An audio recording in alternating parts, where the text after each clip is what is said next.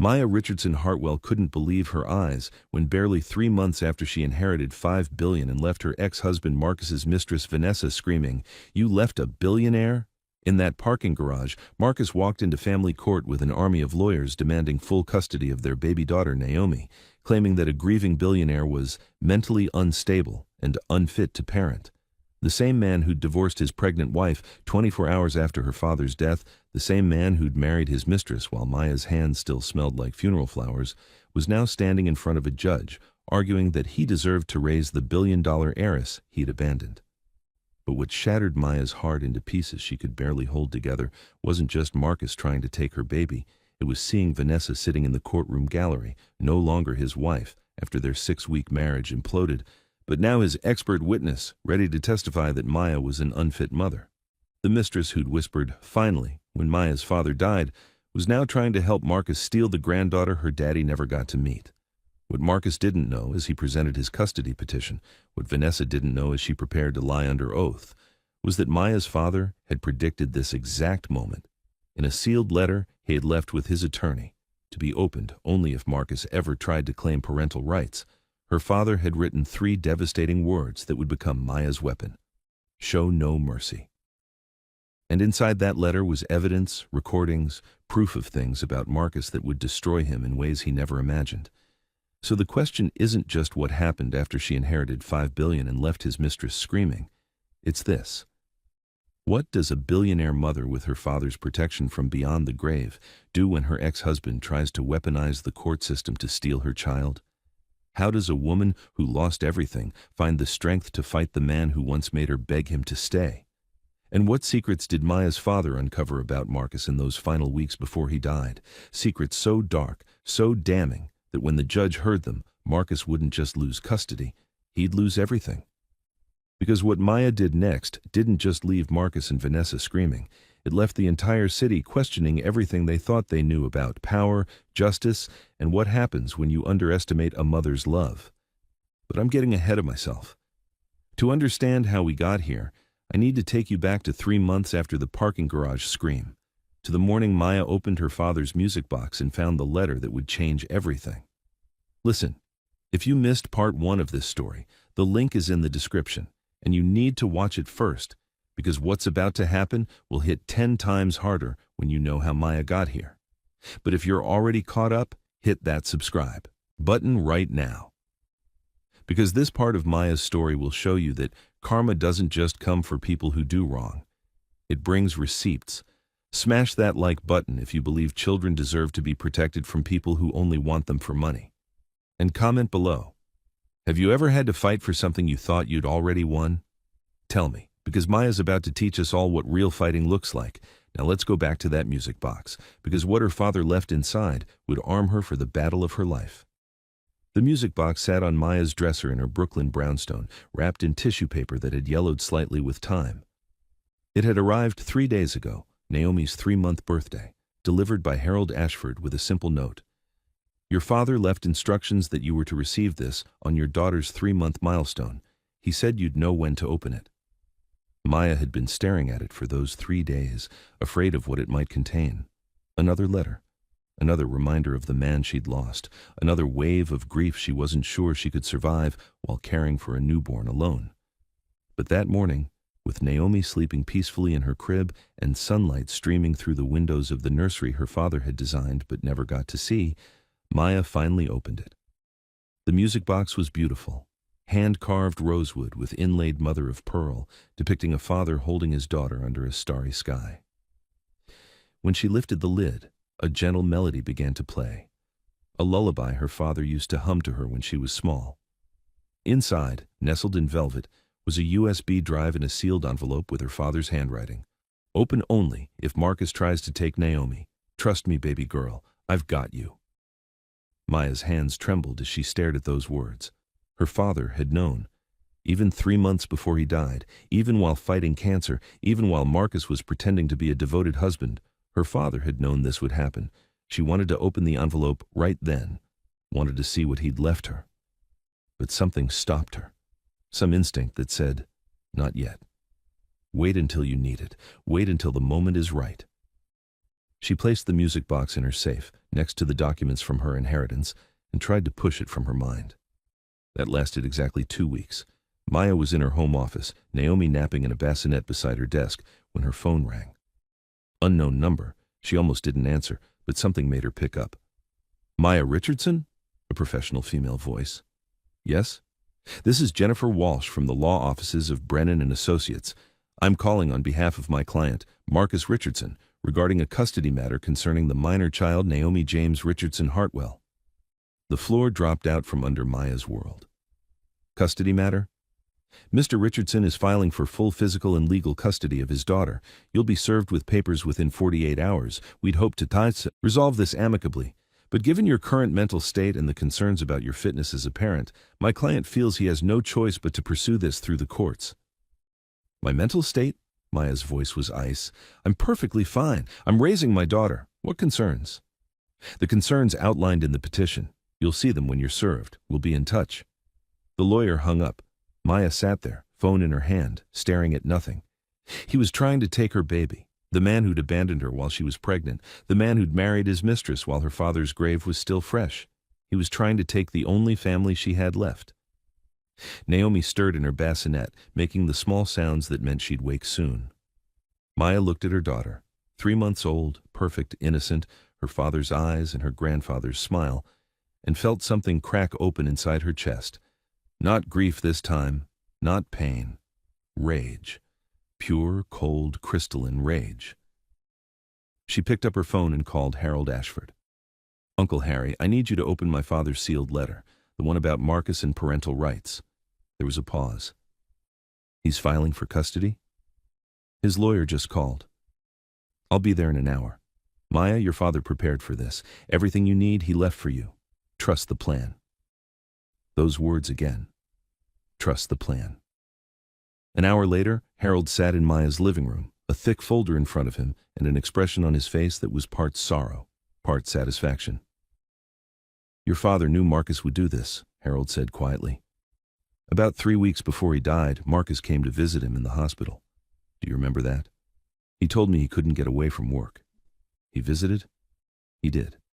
And your father, sick as he was, recorded the entire conversation. Harold pulled out his laptop and turned it toward Maya. Your father was very careful about this. Everything was done legally. One-party consent recording in a hospital room where Marcus had no expectation of privacy. It would be admissible in court. He pressed play. The video showed her father in his hospital bed, looking frail but alert. Marcus entered, and the change in his demeanor was instant, impatient, uncomfortable, checking his watch. Hey, James, how you feeling? Like I'm dying, Marcus. Because I am. Her father's voice was weak but steady. Right.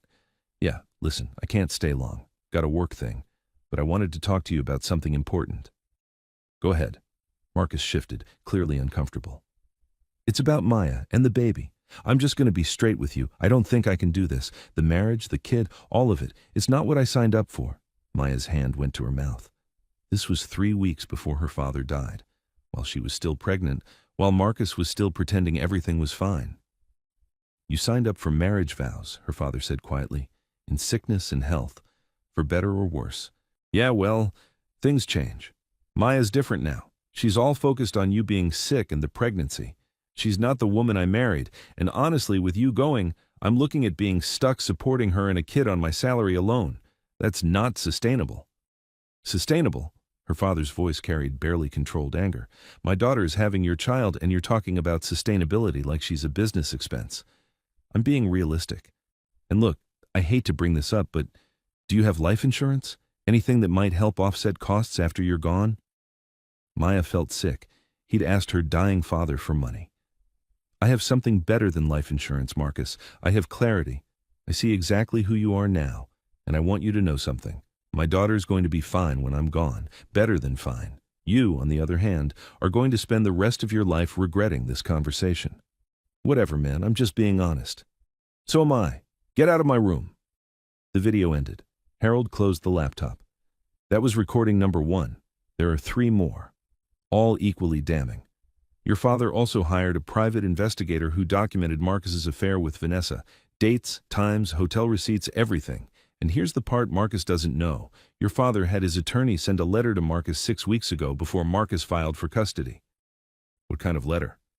A letter offering him a one-time payment of $50,000 in exchange for signing away all parental rights to Naomi, permanently and irrevocably. No contact, no custody, no claims to her or her inheritance. Ever. Maya's eyes widened. What did Marcus say? He didn't respond. He threw the letter away. We know because the PI retrieved it from his trash. Your father predicted he'd ignore a small amount like $50,000 because he'd eventually realize Naomi is worth billions, and that by rejecting the offer, Marcus would demonstrate that he has no interest in being a father, only in accessing her inheritance. But he can't access it. The trust is ironclad. He doesn't know that. He thinks that with full custody he could control her assets as her guardian. What he doesn't realize is that your father named an independent trustee, me, who cannot be removed except by court order. Even if Marcus won custody, which he won't, he'd never touch a penny of Naomi's money. Harold pulled out the sealed letter. Your father's instructions were clear. If Marcus filed for custody, I was to give you this and offer you the firm's full resources to fight him. Every attorney, every private investigator, every expert witness we have, pro bono, because your father retained us on a $10 million fee, specifically for this purpose. Maya took the letter with shaking hands and opened it. The handwriting was shakier than usual. Her father had been very sick when he wrote this, but the words were clear. My darling Maya, if you're reading this, Marcus has shown his true colors. He's not trying to be a father. He's trying to be a thief. He sees Naomi as a paycheck, as access to wealth he was too stupid to keep when he had it. This is unforgivable. So I want you to listen carefully. Show no mercy. Use every piece of evidence I've left you. Expose him for what he is. Protect my granddaughter with everything you have. I know you're scared. I know you're tired. I know part of you still wants to believe Marcus has some good in him, but baby girl, sometimes the most loving thing you can do is be ruthless with people who threaten your child. Fight him, destroy his case, and when it's over, make sure he never, ever has the power to hurt Naomi the way he hurt you. You are not alone in this. You have resources, you have evidence, you have me, even from beyond the grave, and you have something Marcus will never have, the truth. Use it, with all my love and faith in you, Daddy. P.S. Vanessa will try to help him. I've left evidence about her too. Remember, show no mercy. Maya read it 3 times, tears streaming down her face, her father's voice echoing in her head as clearly as if he were standing beside her. Show no mercy. She looked up at Harold. When's the custody hearing? Preliminary hearing is in 2 weeks. That's when Marcus will present his case for why you're unfit. And Vanessa? She's listed as a witness. Apparently, during their brief marriage, she documented things she claims show you in an unstable light. Text messages you sent, social media posts, that kind of thing. All taken out of context, I'm sure, but potentially damaging if not properly challenged. Maya stood, her decision made. Uncle Harry, I want you to do something for me. Anything. I want you to offer Marcus one more chance, one more payment, bigger this time. Let's say $5,000 to walk away permanently. Document his response carefully. Why? We have all the evidence we need to destroy him. Maya smiled, and it was her father's smile, the one that said she knew exactly what she was doing. Because when he rejects $500,000, when he holds out for more, it'll prove he's not interested in Naomi at all. He's interested in her billions, and that, Uncle Harry, is going to destroy him in court more effectively than anything else we could present. Harold's expression shifted to admiration. Your father would be so proud of you right now. He raised me well. Maya looked at the letter in her hands. Now let's show Marcus what happens when you threaten a Hartwell's family. 2 days later, Marcus received a certified letter offering him $500,000 to terminate his parental rights. His response came within 6 hours. Rejected. See you in court. Harold called Maya immediately. He took the bait. Good, Maya said, looking at Naomi sleeping peacefully in her arms. Now let's end this. The family courtroom was smaller than Maya expected, more intimate, which somehow made it worse. Every lie Marcus was about to tell, every accusation Vanessa was about to make, would happen just feet away from her, close enough to see their faces, to smell Marcus's expensive cologne, the one he'd never worn when they were married but started using when he met Vanessa. Maya sat at the plaintiff's table with Harold and 2 other attorneys from Hartwell and Associates. Across the aisle, Marcus sat with his lawyer, Jennifer Walsh, a sharp-eyed woman in her 50s who looked like she ate opposing counsel for breakfast. Behind them, in the gallery, sat Vanessa, dressed conservatively. Navy blue dress, minimal makeup, hair pulled back, trying to look like a concerned family friend, instead of the mistress who'd whispered, "Finally," when Maya's father died. Judge Catherine Morrison entered, a black woman in her 60s with kind eyes but a reputation for suffering no fools. "Be seated. We're here for the preliminary custody hearing in the matter of Richardson vs. Richardson Hartwell. Mr. Richardson is petitioning for full custody of the minor child, Naomi James Richardson Hartwell, currently 3 months old." Marcus's lawyer stood. "Your Honor, my client is here today because he's deeply concerned about his daughter's welfare. Miss Richardson Hartwell, while financially well off due to a recent inheritance, is emotionally unstable, socially isolated, and potentially suffering from severe postpartum depression that she refuses to acknowledge or treat." Maya felt Harold's hand on her arm, steadying her. "Furthermore," Walsh continued, "Miss Richardson Hartwell has demonstrated erratic behavior, including blocking my client from seeing his daughter, making disparaging remarks about him on social media, and creating a toxic environment that prioritizes her own grief and trauma over the child's needs." "Your Honor," Harold stood smoothly, "I'd like to address these allegations directly, but first I'd like to establish some context about Mr. Richardson's interest in his daughter." "Proceed." "Mr. Richardson divorced Miss Richardson Hartwell when she was 6 months pregnant, exactly 24 hours after her father's funeral. He then married another woman, his former mistress, within 48 hours of the divorce being finalized. That marriage lasted 6 weeks before ending in divorce. During the first 3 months of baby Naomi's life, Mr. Richardson requested supervised visitation exactly twice, each visit lasting less than 30 minutes, and he left both visits early. He has never changed a diaper, never fed his daughter, never attended a pediatrician appointment. Until 2 weeks ago, when he filed this petition, he showed no interest in parenting whatsoever." Judge Morrison's expression shifted slightly. "Is this accurate, Mr. Richardson?" Marcus stood. "Your Honor, I was giving Maya space to grieve and bond with the baby. I didn't want to intrude during a difficult time." "You didn't want to intrude," the judge repeated slowly, "on your own daughter's life?" "I was being respectful of Maya's process." "I see.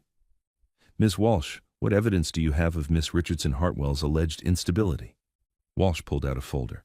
"We have documentation from Ms. Vanessa Chen, who briefly lived with Mr. Richardson and observed Miss Richardson Hartwell during custody exchanges. We have text messages showing erratic behavior, social media posts that demonstrate—" "Your Honor," Harold interrupted, "I'd like to impeach Ms. Chen's credibility as a witness before we proceed with her testimony." "On what grounds?" "On the grounds that Miss Chen is the woman Mr. Richardson committed adultery with during his marriage to Miss Richardson Hartwell, that she has a documented history of hostility toward my client, and that she has a vested financial interest in Mr. Richardson gaining custody." Walsh's face tightened. "Ms. Chen has no financial interest in this case." "Actually, she does." Harold pulled out his own folder. "Ms. Chen filed for bankruptcy 3 months ago with debts exceeding $200,000. She lost her job 2 months ago after the scandal of her affair with Mr. Richardson became public at her workplace. She's currently unemployed, living in a sublet apartment, and according to text messages we've subpoenaed, she and Mr. Richardson have discussed what they would do with access to Naomi's trust fund." "That's not true." Vanessa stood up in the gallery. "Sit down, please," Judge Morrison said sharply. "Ms. Walsh, is your witness testifying today?" "She is, Your Honor." "Then call her now. I want to hear this directly." Vanessa was sworn in, her hand shaking slightly on the Bible. She sat in the witness box trying to maintain her composure, but Maya could see the cracks forming. Walsh started gently. "Ms. Chen, how do you know the parties in this case?" "I worked with Marcus, Mr. Richardson, at Davidson Marketing Group. We became close friends, and eventually we fell in love. I know it wasn't ideal timing, but these things happen." "And you've observed Miss Richardson Hartwell's behavior?" "Yes. During the 2 custody exchanges I was present for, Maya was clearly unstable. She was crying, erratic, saying bizarre things. She told Marcus he'd regret everything, that karma was coming for him. She seemed paranoid and disconnected from reality." "And these observations concerned you?" "Very much. I'm worried about baby Naomi being raised by someone so emotionally volatile." Harold stood for cross-examination, and his smile was deadly. "Ms. Chen, you said you and Mr. Richardson fell in love. When exactly did this love begin?" "About 8 months ago." 8 months ago, And when was Miss Richardson Hartwell's father diagnosed with terminal cancer? Vanessa's face paled slightly. I don't know exactly. It was 9 months ago, so your love affair began while Miss Richardson Hartwell's father was dying and she was pregnant with Mr. Richardson's child. Is that correct? We didn't plan it that way. Yes or no, please? Yes. And you attended Miss Richardson Hartwell's father's funeral, didn't you? Briefly, yes, to support Marcus. To support him at his estranged wife's father's funeral. How thoughtful. Harold's tone was cutting. And can you tell the court what you said when Mr. James Richardson's heart monitor flatlined? Vanessa's eyes went wide. I don't recall. You don't recall? Let me refresh your memory. Harold pulled out a document. We have testimony from 3 nurses who were present in the ICU that night. All 3 independently reported hearing a woman matching your description say the word finally when Mr. Richardson was pronounced dead. Do you deny saying that? The courtroom went silent. Even Marcus looked shocked. I didn't mean... It was taken out of context, Vanessa stammered. What context makes finally appropriate when a good man dies? I just meant that his suffering was over. His suffering, of course. Harold pulled out another document. Ms. Chen, you testified that you observed Miss Richardson Hartwell during custody exchanges. How many exchanges were there? 2, like I said. And both occurred at Mr. Richardson's apartment where you were living at the time, correct? Yes. The apartment you shared as his mistress, then his wife for 6 weeks, then his ex-wife after your marriage fell apart. Is it fair to say you had a vested interest in Miss Richardson Hartwell looking unstable during these exchanges? I was just observing. You were just observing the woman whose husband you stole, whose father had just died, who'd just given birth, and you expected her to be what? Cheerful, composed, perfectly rational? Walsh stood. Objection? Argumentative? Sustained. Rephrase, Mr. Ashford. Harold nodded. Ms. Chen, have you ever told Mr. Richardson that if he gained custody of Naomi, you two could get back together and live the life you deserve? Vanessa's face went white. How did you... Is that a yes? We talked about possibilities, but... And did those possibilities include accessing Naomi's inheritance? We never said that explicitly. But you discussed it, yes or no? Vanessa looked at Marcus desperately, but he was staring at the table, his face unreadable. We discussed that having custody would mean Marcus could make financial decisions for her, yes. Financial decisions for a 3-month-old baby. Interesting. Harold pulled out his phone. Your Honor, I'd like to play a recording that was legally obtained through a subpoena of Ms. Chen's phone records. This is a voicemail she left for Mr. Richardson 2 weeks before he filed this custody petition. He pressed play. Vanessa's voice filled the courtroom, slightly drunk, bitter. Marcus, I know you're not taking my calls, but you need to listen to me. Your daughter is sitting on billions. Do you understand that? Billions. And you're just letting Maya raise her, letting Maya control everything when you could have custody. You could be making decisions about that money. We could fix everything. My bankruptcy, your debt, all of it. You just need to fight for custody. Any judge would give a father rights to his own kid. Call me back. We need to talk about this. The courtroom erupted. Judge Morrison banged her gavel. Marcus looked like he wanted to disappear into the floor. Vanessa was crying now, her careful composure completely shattered. Ms. Chen, Harold said quietly, does that sound like someone concerned about a child's welfare? Or someone concerned about a child's bank account? I was just trying to help. Help yourself to a 3-month-old's inheritance. I have no further questions for this witness. Vanessa practically ran from the stand, rushing out of the courtroom in tears. Marcus sat frozen, realizing too late that bringing Vanessa had destroyed any credibility he might have had. Judge Morrison looked at Walsh. Do you have any other witnesses? We have Mr. Richardson himself, Your Honor. Call him. Marcus took the stand, sworn in, looking significantly less confident than he had an hour ago. Walsh tried to salvage the situation. Mr. Richardson, can you explain your relationship with your daughter? I love Naomi. She's my child. I want to be in her life. And why are you seeking custody now? Because I'm concerned about Maya's mental state. She's isolating, she's struggling, and I think Naomi would be better off with me. Harold stood for cross-examination, and Maya saw the predator in him now. Mr. Richardson, you testified that you love your daughter. How much did you contribute to her birth? What do you mean? Hospital bills, prenatal care, baby supplies. How much? Marcus shifted uncomfortably. Maya had insurance through her father's estate. So $0, is that correct? I was going through a difficult financial transition. A transition that included a $30,000 wedding to Ms. Chen. You had money for that, but not for your daughter's birth. That was different. Indeed it was. Mr. Richardson, do you know your daughter's pediatrician's name? Marcus went blank. Maya handles the medical stuff. What about her favorite toy, her sleep schedule, whether she's been vaccinated? I haven't been given access to that information. You haven't asked for it. In 3 months, you've attended exactly 0 pediatrician appointments, 0 midnight feedings, 0 diaper changes, but now you want full custody. Can you explain why? Because I'm her father. You're her biological father.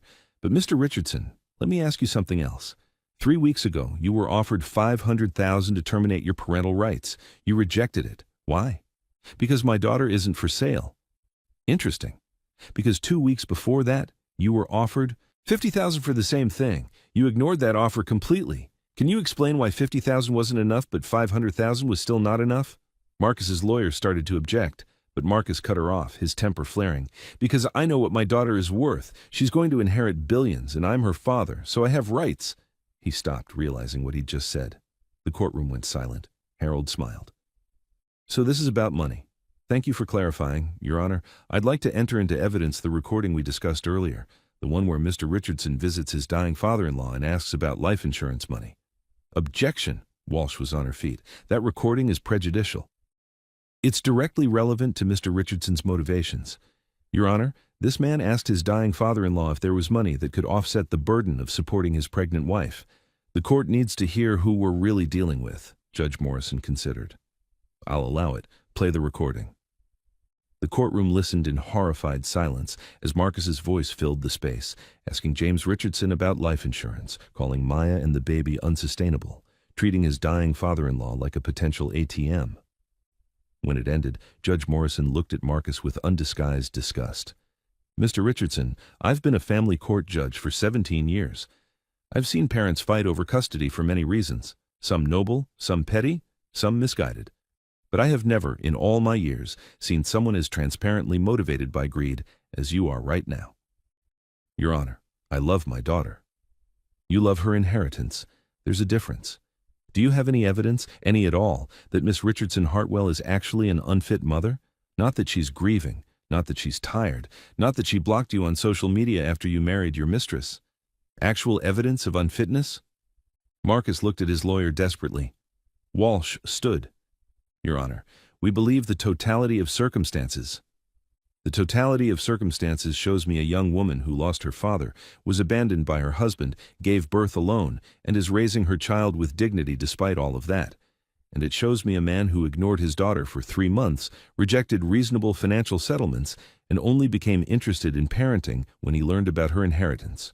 Judge Morrison closed the file in front of her. Mr. Richardson, I'm denying your petition for custody. Furthermore, I'm ordering a psychological evaluation before you're granted even supervised visitation. And I'm referring this case to the court's fraud investigation unit because I believe you filed this petition in bad faith with the intent to access a minor child's finances. Marcus went white. Your Honor, please. We're done here. Miss Richardson Hartwell retains full custody. Mr. Richardson, you're lucky I'm not holding you in contempt for wasting this court's time. We're adjourned. The gavel came down like a gunshot. Maya sat perfectly still, barely breathing as the reality sank in. She'd won. Her baby was safe. Marcus stood shakily, his lawyer whispering urgently to him, but he wasn't listening. He was staring at Maya with an expression she'd never seen before, complete and utter defeat. Harold leaned over. Your father would be so proud of you. Maya nodded, unable to speak past the lump in her throat.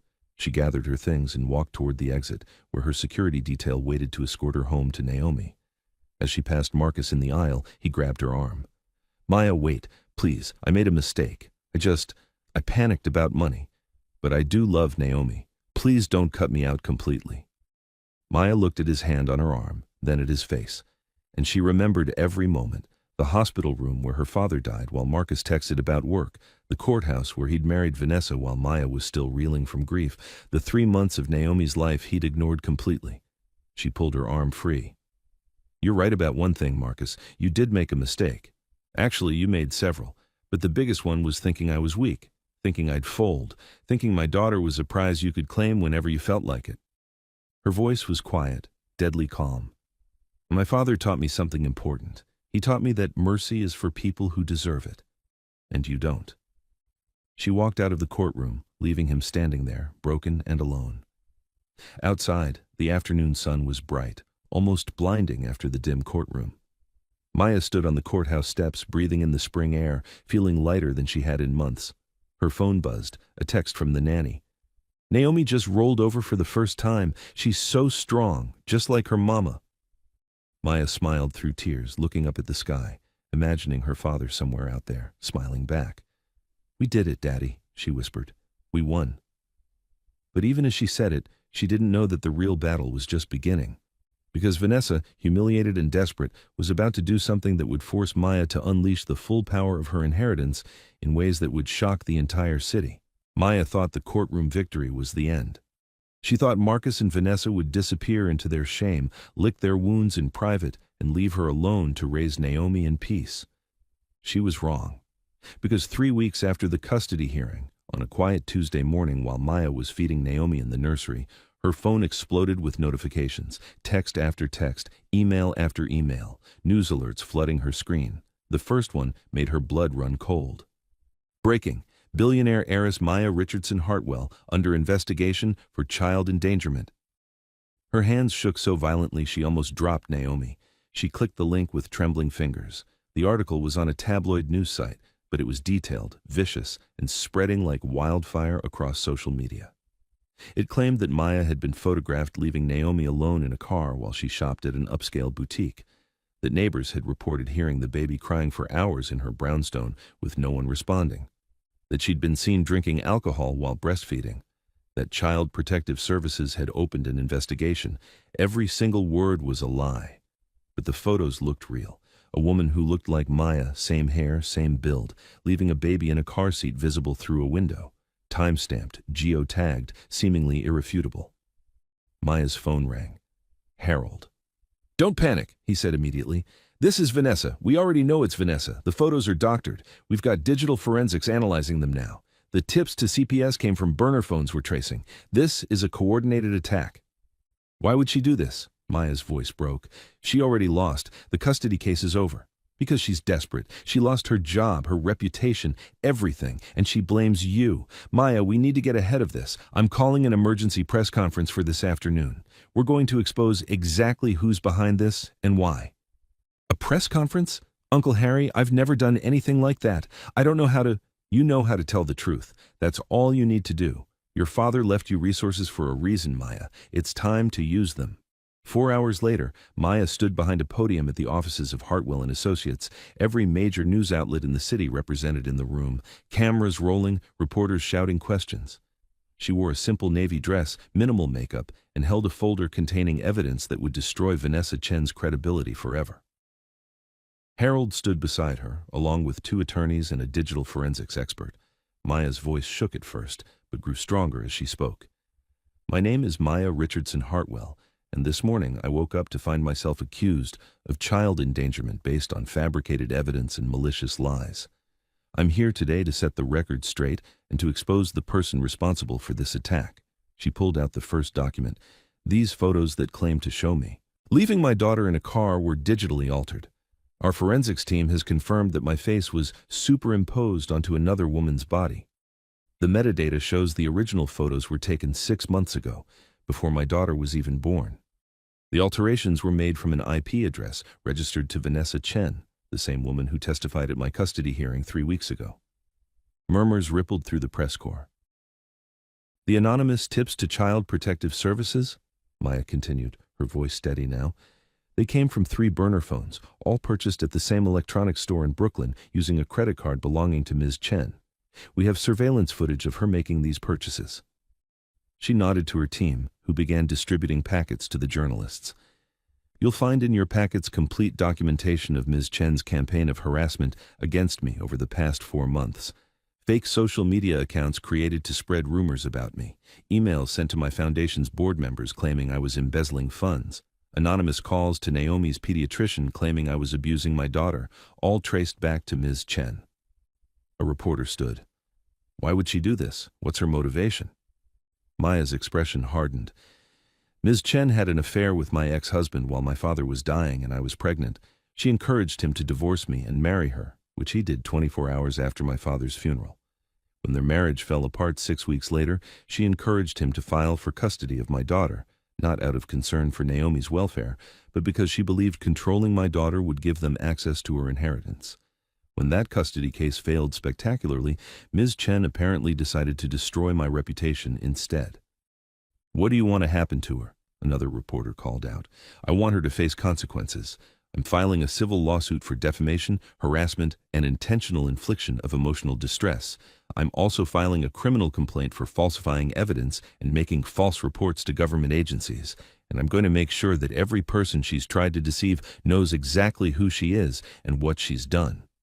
The press conference lasted another 30 minutes, with Maya calmly dismantling every lie, presenting every piece of evidence, and demonstrating exactly what happened when you came for a Hartwell's family.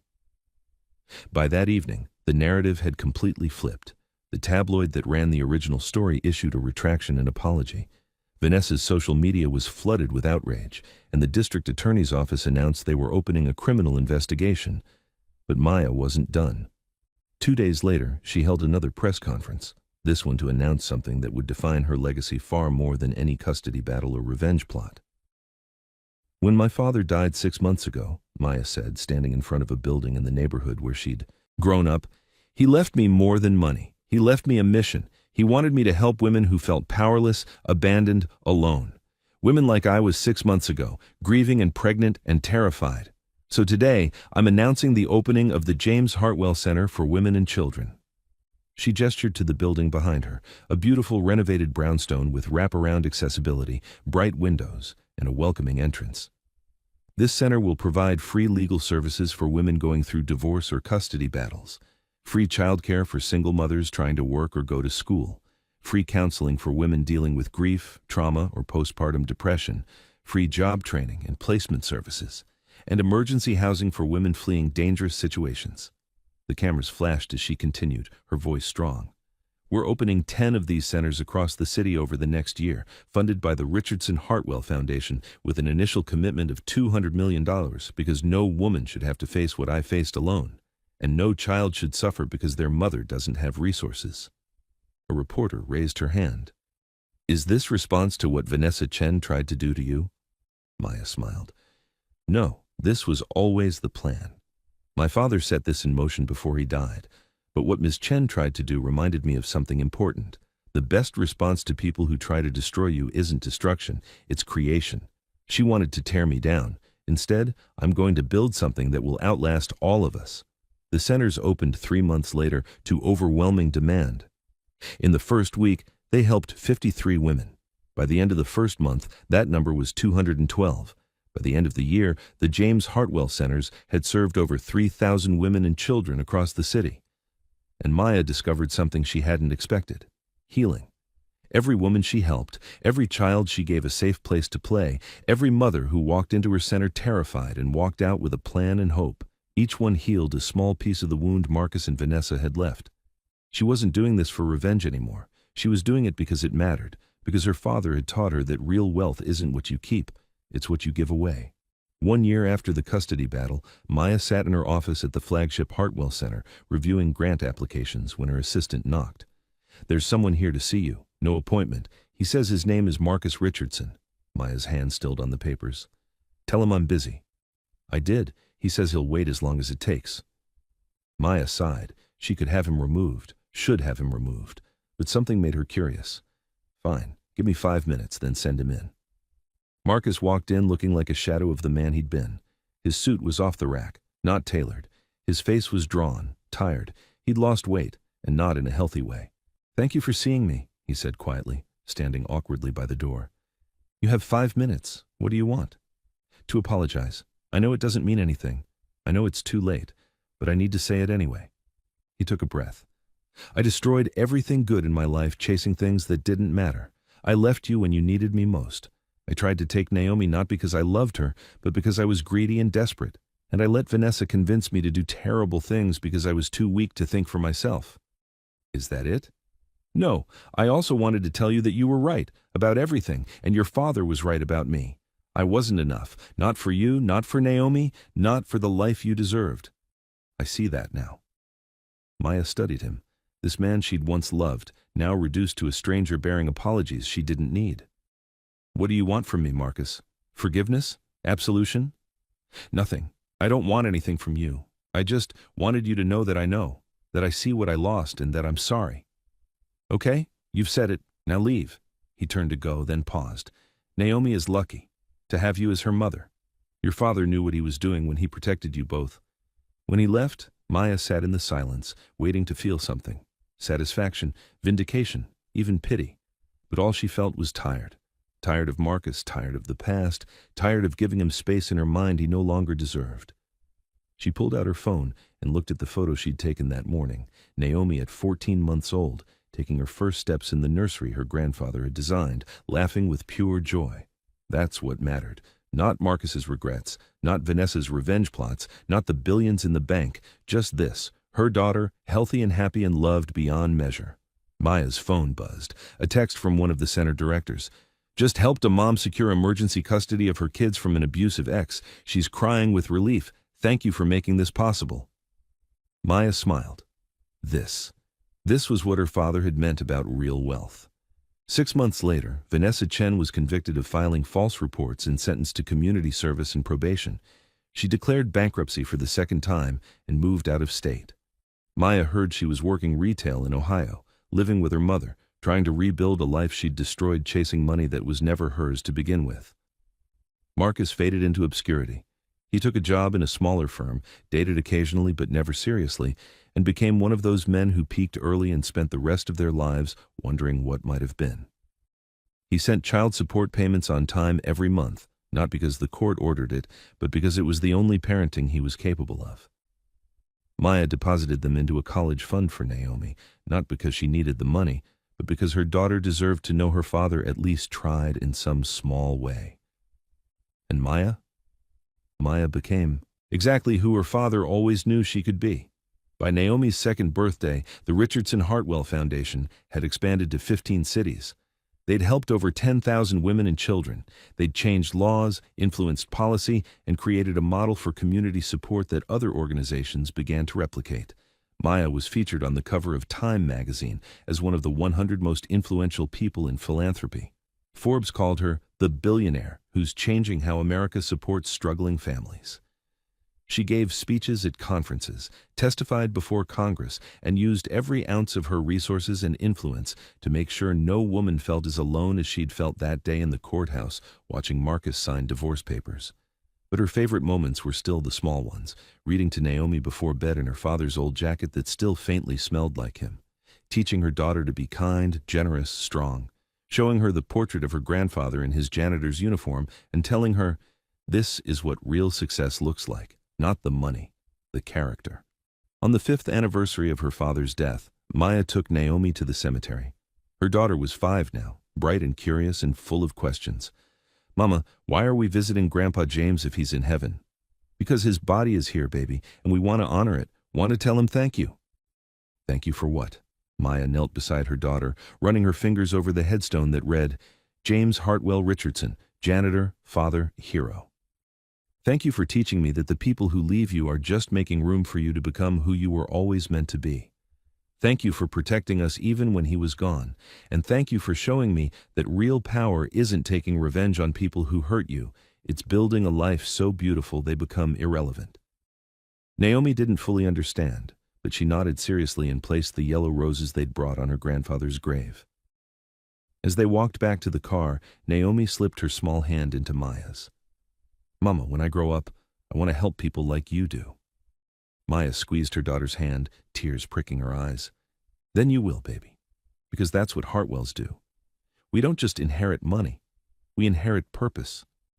That night, after Naomi was asleep, Maya sat in her study looking at the letter her father had written 5 years ago. The one that said, show no mercy. She'd misunderstood it at first, thought it meant destroy them, make them suffer, take revenge. But now she understood what her father really meant. Show no mercy to the voice in your head that says you're not enough. Show no mercy to the people who try to limit you, diminish you, steal from you. Show no mercy to the systems that keep women powerless, but show tremendous, endless, boundless mercy to yourself.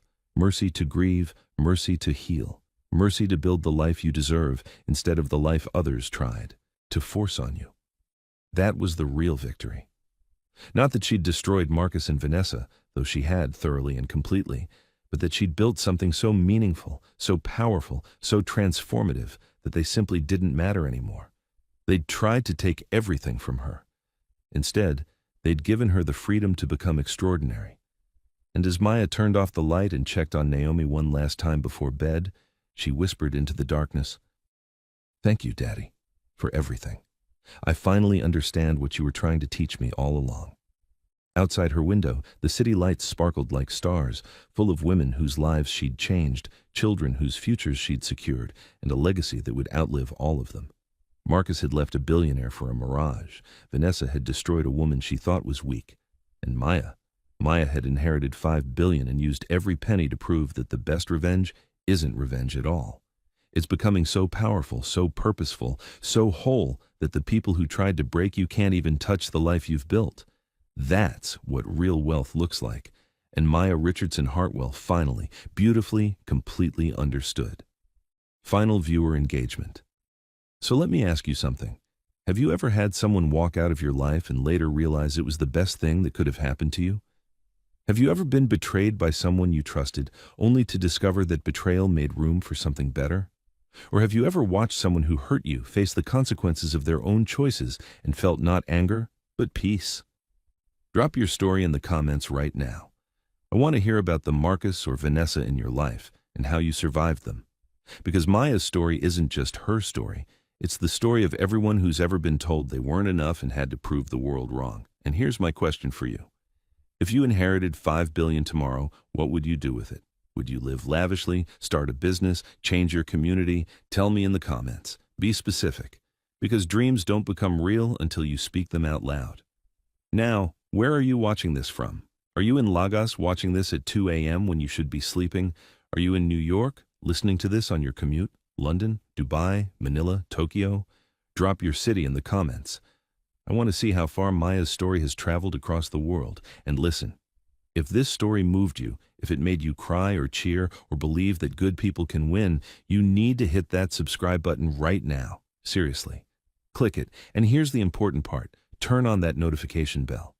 Because I post stories like this every week. Stories about karma, justice, people who thought they got away with something until they didn't. And if you don't have notifications on, YouTube won't tell you when the next one drops, and you'll miss it.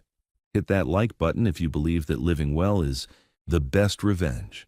Share this video with someone who needs to hear that their value isn't determined by the people who walked away. And remember what Maya's father taught her. You are never alone. You are never poor. You are never powerless. You just might not know it yet. Thanks for watching. And remember, the people who underestimate you are doing you a favor. They're giving you the chance to prove them wrong in ways they'll never forget.